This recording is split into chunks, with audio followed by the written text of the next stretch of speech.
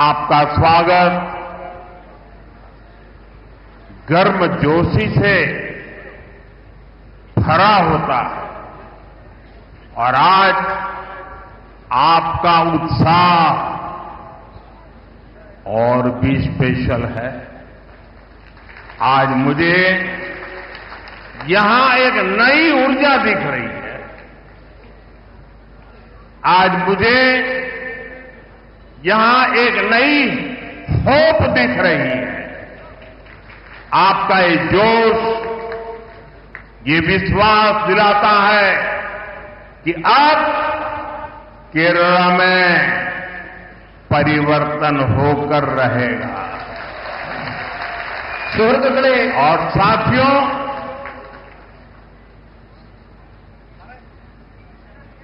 कुछ यहां जो लेफ्टिस्ट इकोसिस्टम होगा उनको शायद आज मेरी बात गले नहीं उतरेगी, लेकिन मैं आपको बड़ी मजबूती के साथ, तथ्य और तर्क के साथ मेरी इस बात की ताकत क्या है वो बताना चाहता हूं। 1987 के पहले गुजरात में बीजेपी एक हाशिए की पार्टी थी, अखबार में 2 लाइन भी नहीं छपती थी।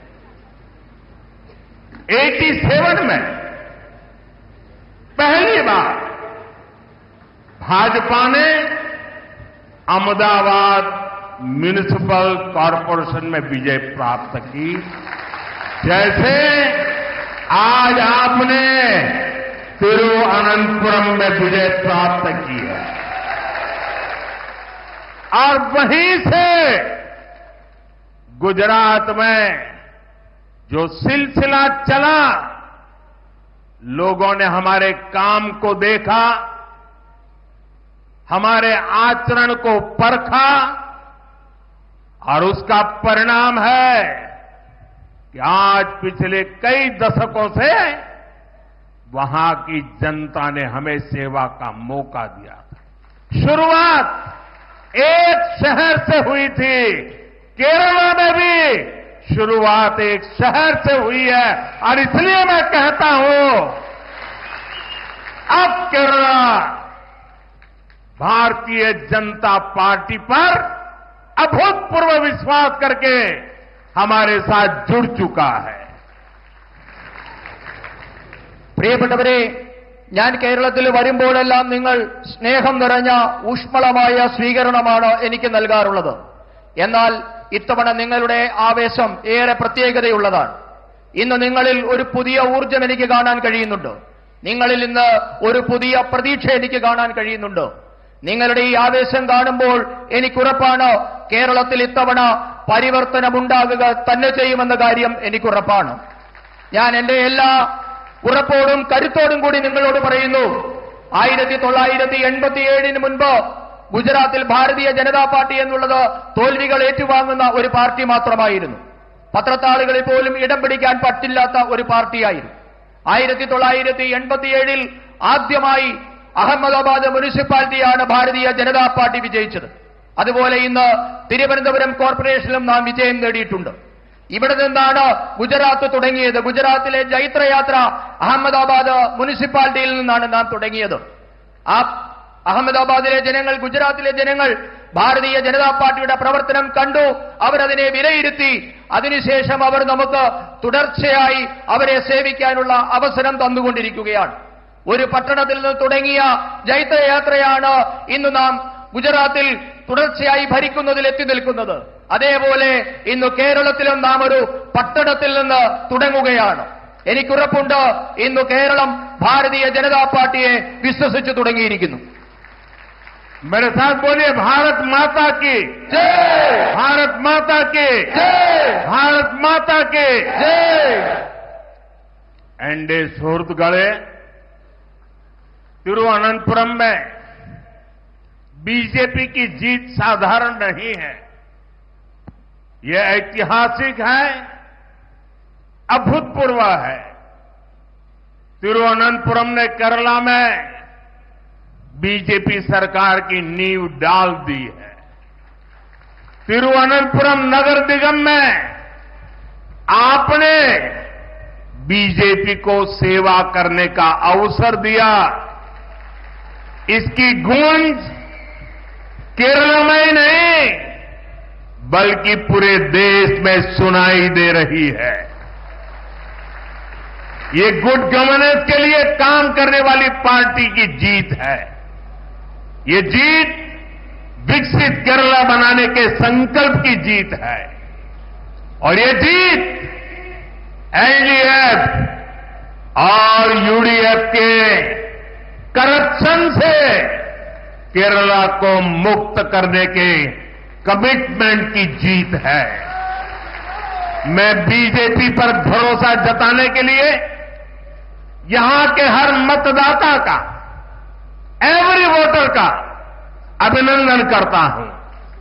नन्हे തിരുവനന്തപുരം പ്രിയപ്പെട്ടവരെ, തിരുവനന്തപുരത്തെ ഭാരതീയ ജനതാ പാർട്ടിയുടെ വിജയം അസാധാരണമാണ്, ഐതിഹാസികമാണ്, അത്ഭുതപൂർവമാണ്. കേരളത്തിലെ ഭാരതീയ ജനതാ പാർട്ടിയുടെ ഭരണത്തിന് തിരുവനന്തപുരം അടിത്തറയിട്ട് കഴിഞ്ഞു എന്ന് നമുക്ക് പറയാം. തിരുവനന്തപുരം കോർപ്പറേഷനിലെ ജനങ്ങൾ നിങ്ങളെ സേവിക്കാൻ ഒരവസരം ഇന്ന് ഭാരതീയ ജനതാ പാർട്ടിക്ക് നൽകിയിട്ടുണ്ട്. തിരുവനന്തപുരത്തെ ബിജെപിയുടെ വിജയകാഹളം കേരളത്തിൽ മാത്രമല്ല രാജ്യം മുഴുവൻ ഇന്ന് അലയടിക്കുകയാണ്. ഇത് സദ്ഭരണത്തിനായി യത്നിക്കുന്ന പാർട്ടിയുടെ വിജയമാണ്. വികസിത കേരളം എന്ന സ്വപ്നം യാഥാർത്ഥ്യമാക്കാനുള്ള വിജയമാണിത്. ഇടത് വലത് അഴിമതി ഭരണത്തിൽ നിന്ന് കേരളത്തെ മോചിപ്പിക്കുമെന്ന നിശ്ചയദാർഢ്യത്തോടുകൂടിയുള്ള വിജയം കൂടിയാണ് ഇത്. ഭാരതീയ ജനതാ പാർട്ടിയിൽ വിശ്വാസമർപ്പിച്ച തിരുവനന്തപുരത്തെ ഓരോ വോട്ടറെയും ഞാൻ അഭിനന്ദിക്കുന്നു. തിരുവനന്തപുരത്തിന് നന്ദി, നന്ദി തിരുവനന്തപുരം. मैं देख रहा हूं एक छोटा बच्चा और कब से खड़ा है हाथ ऊपर करके। बेटे थक जाओगे, आप अपना चित्र मुझे दे दीजिए, पीछे अपना एड्रेस वगैरह लिख लीजिए, मैं आपको चिट्ठी लिखूंगा और मैं एसपी जी को कहूंगा कि इस बच्चे का जो प्यार है, आशीर्वाद है, वो जरूर ले लीजिए. यहाँ ये मैडम भी कुछ देना चाहती है लग रहा है. वो बड़ा किताब बना करके लाई लगती है. എനിക്ക് ഇവിടെ നിന്നുകൊണ്ട് കാണാം, ഒരു കൊച്ചുകുഞ്ഞ് കുറെ നേരമായി ഒരു ചിത്രം ഉയർത്തിപ്പിടിച്ചു നിൽക്കുന്നുണ്ട്. മകനെ, നിന്റെ കൈ കഴിക്കും, അവിടെ ഇരിക്കുക. ഞാനിവിടെ എസ് പി ജിയോട് പറയുന്നുണ്ട്, നിന്റെ ആ ചിത്രം ഇവിടെ ഏൽപ്പിക്കുക. ആ ചിത്രം തരുമ്പോൾ അതിന്റെ പിറകിൽ നിന്റെ അഡ്രസ്സും മകന്റെ കുഞ്ഞിന്റെ അഡ്രസ്സ് കൂടിയില്ല, അതിൽ എഴുതണം, ഞാൻ കുഞ്ഞിനെ കത്തയക്കുന്നതാണ്. അതോടൊപ്പം തന്നെ ഒരു മാഡം ഏതോ ഒരു പുസ്തകം ഉയർത്തിപ്പിടിക്കുന്നത് കാണുന്നുണ്ട്. അതെന്താണെന്ന് മനസ്സിലായില്ല. जरा कोई कलेक्ट कर ले इसको. ആരെങ്കിലും അതൊന്ന് കളക്ട് ചെയ്യണം.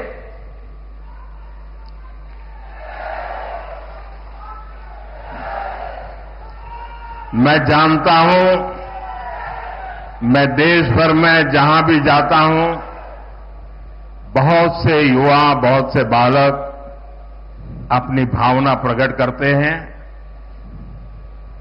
और मैं जानता हूं कि इसके बाद कुछ मुझको विशेष प्रेम करने वाले लोग भांति भांति के रील बनाते हैं. कोई इसको प्री प्लान बड़ा ड्रामा है ऐसा कहते हैं. ये सारी गालियां मैं सुनता हूं. क्यों? क्योंकि मैं आपके प्यार को समझता हूं.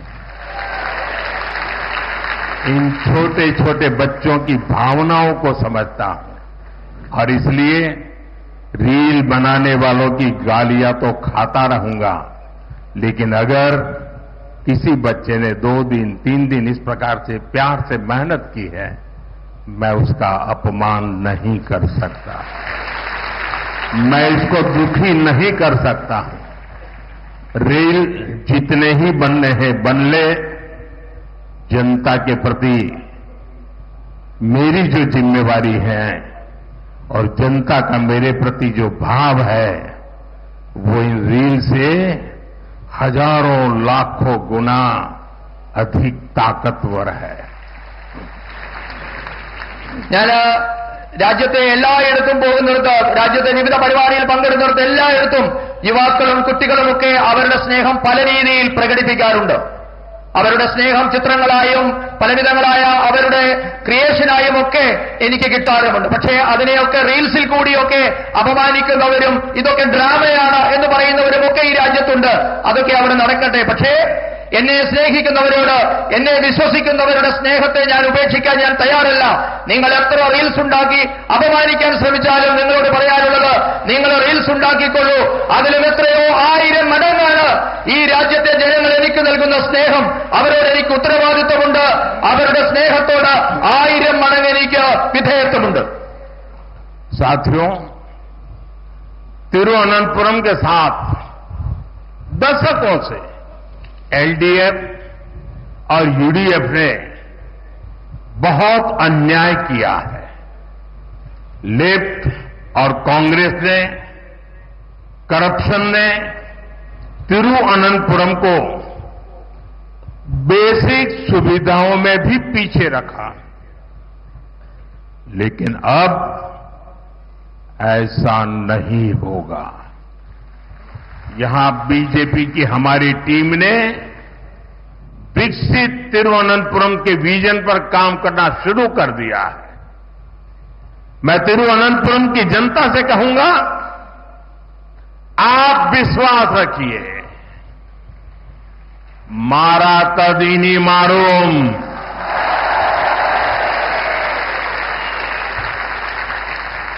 जो अब तक नहीं बदला वो अब बदलेगा. तिरुवनंतपुरम पूरे देश के लिए एक मॉडल सिटी बनेगा. I extend my full support to make Tiruvananthapuram one of the best cities of India. പ്രിയപ്പെട്ടവരെ, കഴിഞ്ഞ 7 പതിറ്റാണ്ടായി ഇടത് വലത് മുന്നണികൾ തിരുവനന്തപുരത്തോട് അനീതിയാണ് ചെയ്തുകൊണ്ടിരിക്കുന്നത്. ഇവരുടെ അഴിമതി മൂലം തിരുവനന്തപുരം അടിസ്ഥാന സൗകര്യ മേഖലയിൽ പോലും പിന്നാക്കം പോയി. എന്നാൽ ഇനി മുതൽ അങ്ങനെയാവില്ല. വികസിത തിരുവനന്തപുരം എന്ന സ്വപ്നം സാക്ഷാത്കരിക്കാൻ ഭാരതീയ ജനതാ പാർട്ടി പരിശ്രമം തുടങ്ങിക്കഴിഞ്ഞിരിക്കുന്നു. തിരുവനന്തപുരത്തെ ജനങ്ങളോട് ഞാൻ പറയുന്നു, നിങ്ങൾക്ക് വിശ്വസിക്കാം, മാറാത്തത് ഇനി മാറും. ഇതുവരെ മാറാത്തത് എന്തായിരുന്നു? അത് മാറി തുടങ്ങിയിട്ടുണ്ട്. മുഴുവൻ രാജ്യത്തിനും മാതൃകയായി തിരുവനന്തപുരം ഇനി മാറുമെന്ന് നിങ്ങൾക്ക് വിശ്വസിക്കാം. രാജ്യത്തെ തന്നെ ഏറ്റവും മികച്ച നഗരമാകാനുള്ള തിരുവനന്തപുരത്തിന്റെ പരിശ്രമത്തിന് ഞാൻ എല്ലാ പിന്തുണയും വാഗ്ദാനം ചെയ്യുന്നു. एनडीए शोरुत गढ़े आने वाले चुनाव केरला की दशा और दिशा को बदलने का चुनाव है. जब केरला के फ्यूचर की बात आती है तो आपने अब तक 2 पक्ष ही देखे हैं.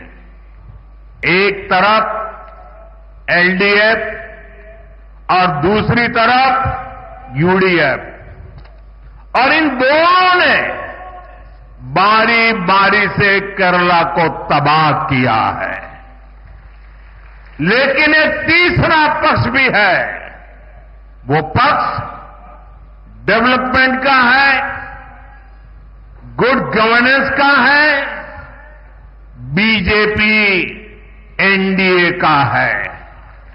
एलडीएफ और यूडीएफ के लोगों ने केरला को करप्शन, कुशासन और अपीजमेंट की खतरनाक राजनीति में झोंक दिया है. പ്രിയപ്പെട്ടവരെ, ഞാനൊരു കാര്യം നിങ്ങളോട് പറയാൻ ആഗ്രഹിക്കുന്നു. കേരളത്തിന്റെ തലവരെയും ഭാവിയും മാറ്റാൻ പോകുന്ന തിരഞ്ഞെടുപ്പായിരിക്കും ഇത്തവണ നടക്കാൻ പോകുന്നത്. സാധാരണഗതിയിൽ കേരളത്തെപ്പറ്റി സംസാരിക്കുമ്പോൾ, കേരളത്തിന്റെ ഭാവിയെപ്പറ്റി പറയുമ്പോഴൊക്കെ നാം 2 പക്ഷത്തെപ്പറ്റി മാത്രമായിരുന്നു സംസാരിച്ചുകൊണ്ടിരുന്നത്. 2 പക്ഷത്തെ മാത്രമായിരുന്നു നാം ഇതുവരെ കണ്ടുകൊണ്ടിരുന്നത്. ഒരു വശത്ത് ഇടതുപക്ഷം, മറുവശത്ത് വലതുപക്ഷം. ഇവർ രണ്ടുപേരും കൂടി കേരളത്തെ മാറി മാറി ഭരിച്ച് തകർത്തെറിഞ്ഞിരിക്കുകയാണ് ചെയ്തിരിക്കുന്നത്. എന്നാൽ ഇനി മുതൽ മൂന്നാമതൊരു പക്ഷം കൂടിയുണ്ട്.